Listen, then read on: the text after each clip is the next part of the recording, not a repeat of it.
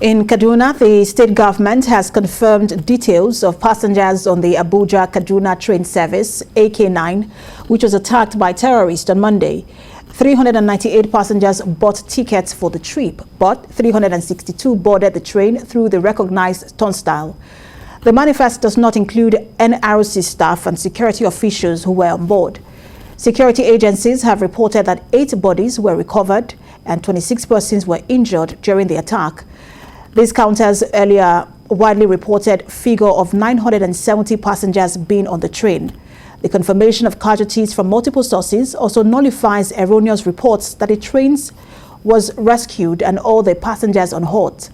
Authorities say investigations are still ongoing to ascertain the status of the passengers who were on board and remain unaccounted for. Now, outside those who lost their lives or were injured in the attack, several other passengers were kidnapped during the terror attack on the Kaduna-bound train. The Chief of Army Staff, Lieutenant General Faruk Yahaya, and other security chiefs who visited the scene of the incident ordered a search and rescue operation after visiting the scene of the attack. Sifon Essien has more. It's the second terror attack in 5 months on the Kaduna-bound train. 24 hours after Monday's attack, several passengers are unaccounted for. Families and friends have thronged the RICASA station in search of their loved ones. The search has also been taken online. This list shows the number of wounded receiving treatment. An unconfirmed number of passengers lost their lives, including this medical doctor. The train attack has forced the company to suspend operations on the Abuja-Kaduna route days after bandits invaded the Kaduna International Airport. And many Nigerians wonder how the assailants succeeded in pulling off such an attack. Sadiq Shehu, a counter-terrorism expert, took to Facebook to say, quote, "I do not see a deliberate end-to-end security and safety plan for our trains. Yes, there are a few things you can see, but no comprehensive end-to-end." End of quote. For his part, Senator Sani Shehu, a former federal lawmaker, posted on Twitter, quote, "The trains weren't equipped with sensors to detect explosives, and the promise of the use of helicopters to protect the trains was abandoned." End of quote. Amid the issues, the Chief of Army Staff, among other security chiefs who visited the scene, has ordered a search and rescue operation for the kidnapped victims. For officials of the Railway Corporation, this may just go down in history as the most brazen attack yet on its train. Sifon Essien, TVC News, Abuja. A security expert, Sheyi Adetayo, joins me now to discuss the rising security threats in the country. Good to have you join us. Yeah, good afternoon. So we've had this conversation multiple times, and I don't mean just you, I mean generally in the country. Security has been a conversation we'll be having for more than 10 years now. And we've talked about bandits, how we've had bandits attacking trains and even just vehicles on the road. So it does look like the talking points are the same. But when you look at this particular train, the tracks were bombed, and then we had casualties in terms of deaths and those who were taken to the hospital and those who were kidnapped. And just yesterday, there was another attack on a Gidon train station. I just want to ask you, what do you think failed here, and who should, at what desk do you think that responsibility lies? Okay, thank you very much. You see, I hate to be right on things like this. It is something that I've mentioned even on this morning on your station, that there is nothing on ground for us to protect our rail system. It's a sitting duck, and even all the recommendations that has been made cannot prevent such attack. If bandits don't plant bombs on the rail track, they can use RPG to demobilize a moving train.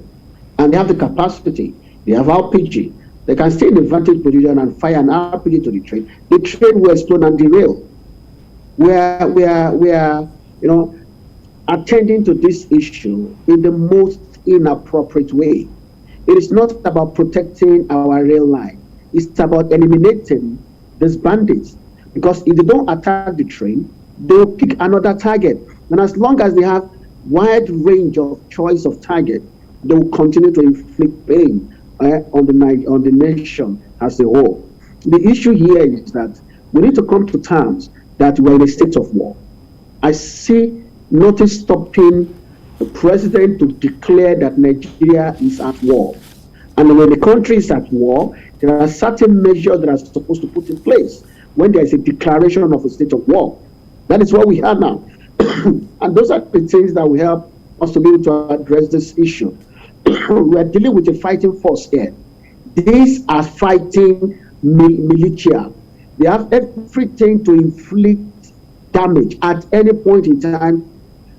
Helicopter monitoring or patrolling around cannot stop this. We are talking about a very large and long distance of rail track.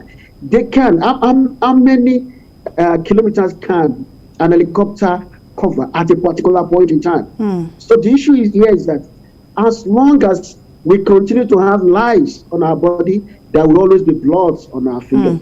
But let me ask you, because you've talked about declaring that we are at war. We know that some of these terrorist groups have now been designated, or some of these bandit groups have now been designated as terrorist group. I want to ask you if you've seen any change in terms of the rules of engagement since they were designated as terrorist groups. And then there's also the mention of surveillance system for our trains, so we can sort of build up the response time from security agencies. I also just want you to speak to that in that regard, rather. Number one, declaring them terrorists will help in how we respond to them. That is, it gives our security agencies some leverage in terms of the legality, how legal response they can inflict on them. Secondly, surveillance system in an environment at war does not solve anything. Like I said, put a surveillance system, a drone. A drone does not stop such people from firing RPGs on the train while it is moving. It stops nothing. Put sensors on the rail. Before you know it, in the next 72 hours, you'll find those sensors at Alaba Market. There are youths that are going to go there, remove those sensors. In 48 hours, it's already in Alaba in Lagos. It won't solve anything. What we need to do now is, we have declared them terrorists. When we declare states of war, it means that state of emergency protocol has to be declared in those states, who allow us to be able to implement some martial law.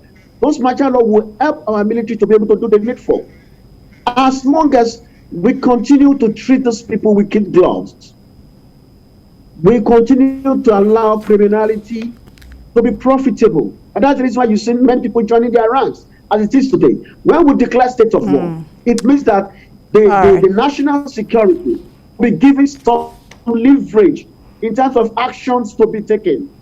Another thing that we need to do right now is to take the word to them. These guys are occupying the largest forest reserves in the northwestern part. We can't continue to wait for them to come outside. We need to take the word to them. And for us to be able to do that, there are certain things that must be put in place. We have not put those things in place. I wish we can continue this conversation, but absolutely it will continue. But I think the people are just at this point hoping for a miracle, as it were, in terms of security on the road and on the rail. Thank you so much for talking to us. Security expert Sheyi Adetayo. Thank you for talking to us.